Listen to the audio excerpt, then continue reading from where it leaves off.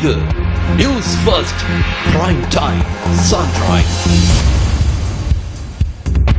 வணக்கம். நீங்கள் இணைந்திருப்பது இலங்கையின் முதற்தர செய்தி வழங்குனர் நியூஸ் ஃபர்ஸ்டின் காலை நேர பிரதான செய்திகளுடன். உங்களுடன் இணைந்து கொள்ளும் நான் கௌதமி நந்தபாலன். முதலில் தலைப்புச் செய்திகள்.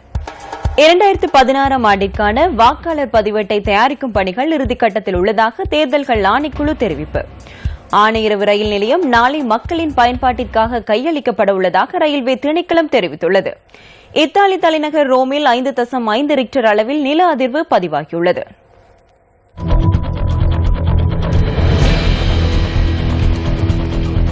இனி விரிவான செய்திகள். 2016 ஆண்டிற்கான வாக்காளர் பதிவேட்டை தயாரிக்கும் பணிகள் இறுதிக்கட்டத்தில் உள்ளதாக தேர்தல்கள் ஆணைக்குழு தெரிவித்துள்ளது. நவம்பர் மாதம் 3ஆம் வாரத்திற்குள் வாக்காளர் பதிவேட்டை உறுதிப்படுத்தும் நடவடிக்கைகள் முன்னெடுக்கப்பட உள்ளதாக பிரதி தேர்தல்கள் ஆணையாளர் முகமது குறிப்பிட்டார். வாக்காளர் பதிவேட்டில் பெயர்களை உள்வாங்குவதற்காக மேன்முறையீடுகளை சமர்ப்பித்துள்ள சுமார் 70,000 பேரது விண்ணப்பங்களின் பரிசீலிக்கப்படுவதாகவும் அவர் கூறினார். இந்த பணிகள் இவ்வாரத்திற்குள் நிறைவு பெறவுள்ளதுடன் 2016 ஆண்டிற்கான வாக்காளர் பதிவேட்டின் முதல் நகலை அடுத்த வாரத்திற்குள் பெற்றுக்கொள்ள முடியும் என்றும் பிரதி தேர்தல்கள் ஆணையாளர் தெரிவித்துள்ளார். 2016க்கான வாக்காளர் பதிவேடுகள் கிராம உத்தியோகத்தர் அலுவலகங்களில் காட்சிப்படுத்தப்பட உள்ளன. அதன் பின்னர் வாக்காளர் பதிவேட்டில் மேற்கொள்ளப்பட வேண்டிய திருத்தங்கள் தொடர்பில் கிராம உத்தியோகத்தர் அலுவலகங்களூடாக மாவட்ட தேர்தல் அலுவலகங்களுக்கு அனுப்பி வைக்கப்படும். முறைப்பாடுகளை மீண்டும் ஆய்வுக்குட்படுத்த உள்ளன. அதன்படி பெயர்களில் அல்லது வேறு விவரங்களில் மேற்கொள்ளப்பட வேண்டிய திருத்தங்களை உள்வாங்கி நவம்பர் 3ஆம் வாரத்திற்குள் 2016 ஆண்டிற்கான வாக்காளர் பதிவேடு உறுதிப்படுத்தப்பட உள்ளதாக பிரதி தேர்தல் ஆணையாளர் முகமது மேலும் கூறினார். வடபகுதிக்கான ரயில் மார்க்கத்தில் ஆணையரவு ரயில் நிலையம் நாளை மக்களின் பயன்பாட்டிற்காக கையளிக்கப்பட உள்ளதாக ரயில்வே திணைக்களம் தெரிவித்துள்ளது. இந்த ரயில் நிலையத்தை நிர்மாணிப்பதற்காக கல்வி அமைச்சு பாடசாலை மாணவர்கள் மற்றும் ஆசிரியர்களிடமிருந்து நிதியுதவி கிடைத்துள்ளதாக ரயில்வே போக்குவரத்து அத்தியட்சகர் விஜய சமரசிங்க கூறினார்.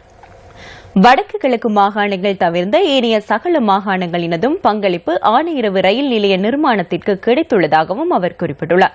இந்த ரயில் நிலையத்தை நிர்மாணிப்பதற்காக சுமார் 22,54,00,000 ரூபாவுக்கும் அதிகமான தொகை செலவிடப்பட்டுள்ளது. இதில் 1,64,00,000 ரூபாவுக்கும் அதிகமான தொகை பாடசாலை சமூகத்தினர் மற்றும் நலன் விரும்பிகளிடமிருந்து அன்பளிப்பு செய்யப்பட்டுள்ளதாக ரயில்வே போக்குவரத்து அத்தியட்சகர் மேலும் தெரிவித்துள்ளார். 1132 அடி ஆழத்தில் இருந்து முன்னெடுக்கப்படும் உண்ணாவிரதம் 3வது நாளாகவும் இன்றும் தொடர்கின்றது. தங்களின் தொழிற்சாலையை தனியார் மயமாக்க வேண்டாம் என தெரிவித்து இந்த உண்ணாவிரதம் முன்னெடுக்கப்படுகிறது. இந்த தொழிற்சாலையை தனியார் மயப்படுத்துவதற்கு எந்த தீர்மானமும் இல்லை என கைத்தொழில் மற்றும் வர்த்தக அமைச்சு தெரிவித்துள்ளது.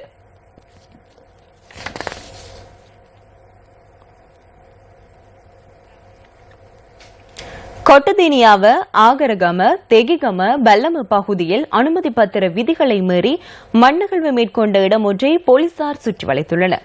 இதன்போது 10 சந்தேக நபர்கள் கைது செய்யப்பட்டுள்ளனர். மேலும் 3 உளவு இயந்திரங்களும் போலீசாரினால் கைப்பற்றப்பட்டுள்ளதாக பிராந்திய செய்தியாளர் தெரிவித்தார். மேலும் நேற்று மன்னார் பெரிய குஞ்சுக்குளம் பகுதியில் மேற்கொள்ளப்பட்டு வரும் கிரவல் மணல் அகழ்வுக்கு எதிராக ஆர்ப்பாட்டம் ஒன்று முன்னெடுக்கப்பட்டமை குறிப்பிடத்தக்கது. களம் பல கண்ட மன்னராட்சி, பசுமை தழைத்த விவசாய புரட்சி, தொல்லியல் மிளிர்ந்த கலை ஆட்சி. வரலாற்றில் பயணித்து எதிர்காலத்தை செதுக்கிடுவோம். கிராம ராஜ்ய சபைகளை நடைமுறை சாத்தியமாக்கும் சரித்திரத்தை தழுவிய சமகால பயணம். மக்கள் சக்தி, மக்கள் அணி, நாட்டை கட்டியெழுப்பும் மக்கள் அரண். தேசத்தை ஒன்றிணைக்கும் ஒருமித்த கருத்துடையோர் ஒன்றிணைவோம். புத்தாக்க சிந்தனைகளை கொண்ட புதுயுகம் படைப்போம். மக்கள் சக்தி, மக்கள் அணி, கிராமிய அமைப்பு அனைத்து கிராமங்களின் கிராம சேவகர் பிரிவுகளிலும். மக்களின் அடிப்படை தேவைகள் நிவர்த்திக்கப்படுவது காலத்தின் தேவையாக உள்ளது. மக்களின் இன்னல்களை தேடி அறிந்து அதற்கான தீர்வினை வழங்கும் நியூஸ் ஃபர்ஸ்ட் மக்கள் சக்தி 100 நாட்கள் திட்டத்தினூடாக முன்னெடுக்கப்பட்டு வருகின்றது. மக்கள் சக்தி 100 நாள் திட்டத்தின் 100வது நாள் இன்றாகும். மக்கள் சக்தி 100 நாள் திட்டத்திற்கான வெற்றி பயணத்துடன் இணைந்து கொள்கிறார் எமது அலுவலக செய்தியாளர் ராஜலிங்கம் திரிஷானோ. வணக்கம் கௌதமி. மக்கள் சக்தி 100 நாள் திட்டம் இன்றைய தினத்தில் 100வது நாளை கொண்டாடுகின்றது. அந்த வகையில் இலங்கை பூராகவும் கொண்டாட்ட நிகழ்வுகள் ஏற்பாடு செய்யப்பட்டுள்ளன. வட மாகாணத்திலே நாம் 4 இடங்களில் கொண்டாட்டங்களை கண்டுகளிக்க இருக்கிறோம். குறிப்பாக கூற வேண்டுமானால் கிளிநொச்சி பகுதியில் பாடசாலை ஒன்றில், அதே போன்று பெருக்கல் பகுதியிலும் மற்றும் மன்னாரில் நாம் சுகாதார அமைப்பு கட்டமைப்பு ஒன்றை உருவாக்கி கொடுத்திருந்தோம். அங்கும் அதே போன்று கப்பாச்சி பகுதியில் சுத்தமான குடிநீரை பெற்றுக் கொடுப்பதற்கான அடிக்கலை நாட்டியிருந்தோம். அங்கும் சென்று இன்றைய தினத்தில் நிகழ்வுகளை கண்டுகளிக்க இருக்கிறோம். எனவே மக்கள் சக்தி 100 நாள் திட்டத்தின் இந்த தகவல்களை உங்களுக்கு கொண்டு வர நாம் தயாராக இருக்கின்றோம். இணைந்திருங்கள் நம்முடன். நியூஸ் ஃபர்ஸ்டுக்காக கிளிநொச்சியிலிருந்து ராஜலிங்கம் திரிஷானு. இதேவேளை தமிழ் பேசும் மக்கள் செறிந்து வாழும் வடக்கு, கிழக்கு, மலையகம் உட்பட நாடு முழுவதும் மக்கள் சக்தி 100 நாள் திட்டத்தின் வெற்றி பயணத்துடன் நியூஸ் ஃபர்ஸ்ட் குழாத்தினர் இணைந்து கொள்கின்றனர். இது தொடர்பில் தகவல்களை வழங்குகிறார் எமது அலுவலக செய்தியாளர் ராஜலிங்கம் ரவிரகு. வணக்கம். நியூஸ் ஃபர்ஸ்ட் வரலாற்றில் இன்றைய தினம் முக்கியமானதொரு பொன்னாள். அந்த வகையில் வரையறுக்கப்பட்ட கேப்டன் மகாராஜா நிறுவனத்தின் ஊடக வலையமைப்புக்குள் மக்களின் நாளாந்த தேவைகளை நிவர்த்திக்கும் வகையில் செய்திகளை வழங்கும் நிறுவனமாக இலங்கையில் முன்னணி தரத்தில் இருந்து வரும் நியூஸ் ஃபர்ஸ்ட் மக்களின் பிரச்சனைகளை தீர்க்கும் முகமாக நியூஸ் ஃபர்ஸ்டினால் முன்னெடுக்கப்பட்ட மக்கள் சக்தி 100 நாட்கள் செயற்திட்டத்தின் இன்று 100வது நாள். இந்த 100வது நாளை முன்னிட்டு நாடளாவிய ரீதியில் நியூஸ் ஃபர்ஸ்ட் மக்கள் சக்தி செயற்திட்டத்தினூடாக பெற்றுக் கொடுக்கப்பட்ட அனைத்து செயற்திட்டங்களினூடாக பயன்பெற்றவர்களினால் ஏற்பாடு செய்யப்பட்ட வெற்றி கொண்டாட்டங்கள் இன்றைய தினம் மிக கோலாகலமாக கொண்டாடப்பட இருக்கின்றது. அந்த வகையில் இன்று காலை 8 மணி தொடக்கம் இந்த வெற்றி கொண்டாட்டங்கள் முன்னெடுக்கப்பட இருக்கின்றது. எங்களுடைய குழுவுக்கும் கூட பலதரப்பட்ட பகுதிகளில் இருந்து அழைப்பு கிடைத்ததன் பிரகாரம் நாங்களும் தற்போது ஹட்டன் மாநகருக்கு வருகை தந்திருக்கின்றோம். குறிப்பாக ஹட்டன், சமணலக்ம, ருவான்புர மற்றும் தாமினிபுர ஆகிய பகுதிகளில் இன்று காலை 8 மணி தொடக்கம் இந்த வெற்றி கொண்டாட்டங்கள் முன்னெடுக்கப்பட இருக்கின்றது. இதனை தவிர வெளிமடை மற்றும் பலாங்கொடை, ரத்தனபுரி ஆகிய பகுதிகளிலும் எங்களுடைய குழுவினர் அழைப்பு கிடைத்திருக்கின்றது. இந்த அழைப்பின் பிரகாரம் நாங்கள் அங்கும் சென்று மக்களின் இந்த வெற்றி கொண்டாட்டங்களில் கலந்து கொள்ள இருக்கின்றோம். இது வெறுமனே மக்கள் சக்தி 100 நாட்களின் 100வது நாள் மாத்திரமே. எங்களுடைய நியூஸ் ஃபர்ஸ்ட் மக்கள் சக்தியின் செயற்திட்டங்கள் தொடர்ந்தும் இனிவரும் காலங்களில் முன்னெடுப்பதற்கு நாங்கள் தயாராக இருக்கின்றோம். இதற்கான பூரண அனுமதியை வரையறுக்கப்பட்ட கேப்டன் மகாராஜா நிறுவனத்தின் தலைவர் நேற்று மாலை அறிவித்திருந்தமை குறிப்பிடத்தக்கது. நியூஸ் ஃபர்ஸ்ட் செய்திகளுக்காக ஹட்டனிலிருந்து ராசலிங்கம் ரவிரகு.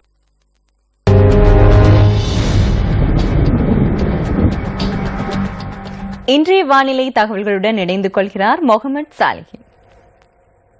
மத்திய வங்காள விரிகுடாவில் இலங்கைக்கு வடகிழக்கே தற்பொழுது 1200 கிலோமீட்டர் தொலைவில் கியான் என்னும் சூறாவளி நிலை கொண்டுள்ளது. இது இலங்கையில் நேரடியான தாக்கத்தை உண்டு பண்ணாது. வட மாகாணம் தவிர்ந்த நாட்டின் பெரும்பாலான பகுதிகளில் பிற்பகல் 2 மணிக்கு பின்னர் மழை அல்லது இடியுடன் கூடிய மழை பெய்யக்கூடும். சப்ரகமுவ மாகாணத்திலும் அத்துடன் காலி, மாத்தறை மற்றும் புத்தளம் மாவட்டங்களிலும் காலை வேளையில் மழை பெய்யக்கூடும். மத்திய சப்ரகமுவ, மேல் மற்றும் தென் மாகாணங்களின் சில இடங்களில் காலை வேளையில் பனிமூட்டம் காணப்படும். பலத்த காற்றும் மின்னல் தாக்கங்களும் ஏற்படுகின்ற சந்தர்ப்பங்களில் பொதுமக்கள் அவதானத்துடன் செயற்படுமாறு கேட்டுக் கொள்ளப்படுகின்றனர். கடல் பிராந்தியங்களை பொறுத்தவரையில் கொழும்பு தொடக்கம் காலி, ஹம்மாந்தோட்டை ஊடாக பொத்திவில் வரையான கடல் பிராந்தியங்களின் பல இடங்களில் மழை அல்லது இடியுடன் கூடிய மழை பெய்யக்கூடும். நாட்டை சூழவுள்ள ஏனைய கடல் பிராந்தியங்களின் சில இடங்களில் மழை அல்லது இடியுடன் கூடிய மழை பெய்யக்கூடும். காற்று மணித்தியாலத்துக்கு 20 முதல் 30 கிலோமீட்டர் வேகத்தில் மேற்கிலிருந்து தென்மேற்கு திசையினூடாக வீசக்கூடும். கடல் பிரதேசங்களில் இடியுடன் கூடிய மழை பெய்கின்ற சந்தர்ப்பங்களில் தற்காலிகமாக காற்றின் வேகம் அதிகரித்து காணப்படுவதுடன் கடல் பிரதேசங்கள் கொந்தளிப்பாகவும் காணப்படும். இத்துடன் இன்றைய காலை நேர பிரதான செய்திகள் நிறைவடைகின்றன. வணக்கம். Hotline 0114-896-896 www.newsfirst.lk. Feedback at newsfirst.lk.